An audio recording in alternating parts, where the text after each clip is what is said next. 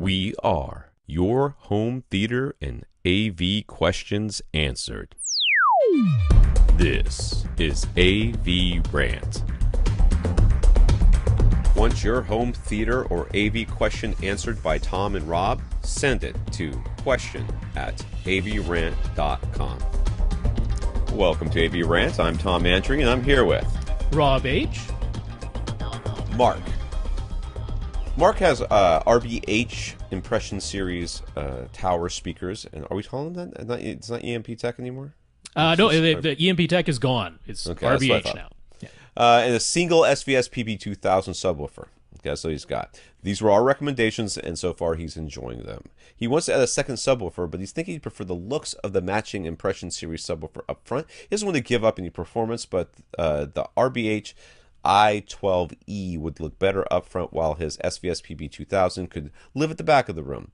They're the same price, basically, and the specs look quite similar. So do we think there's any reason the RBH I-12e wouldn't be up to snuff? How big is his room? I don't know. See, because this the review of this was actually pretty flattering. You want to plug one port in order to get the maximum extension out of it, right, and control some stuff that goes on in the low end below 20 hertz. Yeah, it does have 3 ports, and those come with plugs that are optional, yeah. So you can. You only want to plug one of those things for sure, and that'll get you the maximum extension at about 18 hertz in a room, maybe a little bit lower, depending on the size of your room. But the big problem was that the amplifier is not big enough. Or at least there's a limiter on it that's stopping. Are you sure that wasn't the I-12?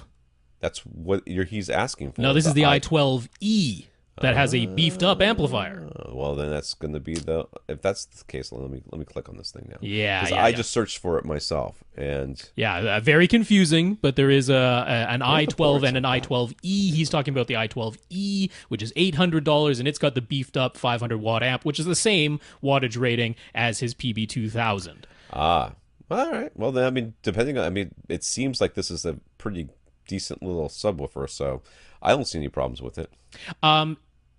Specs-wise, it's very comparable to the PB-2000. So if you're finding that right now, in your room size, the PB-2000 is providing sufficient output, right? You're saying, I'd like to get the 2 subs so I can have more uniform bass, maybe knock out a null or something that might be happening in one of my seats, but output-wise, my PB-2000 is fine, then that RBH I-12e should be very comparable. Like I say, same driver size, very similar cabinet size, similar port area. The PB-2000 has 1 large port. This one has 3 smaller ports with the option to plug 1 or all 3 of them. But very comparable specs-wise, extension, power, all that. So I don't foresee a problem pairing that with a PB-2000 at all.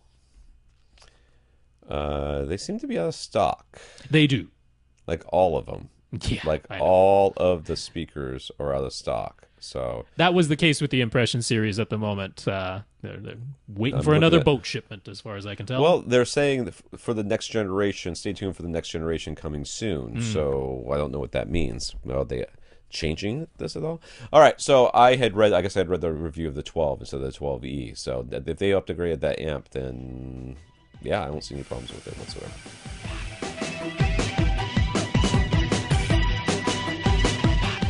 Want your question answered? Send it to question@avrant.com.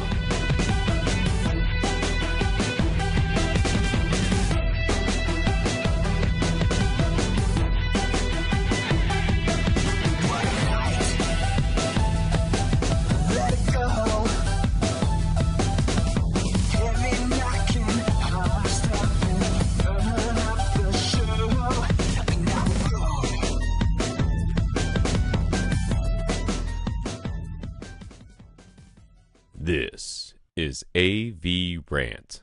Now go out and listen to something.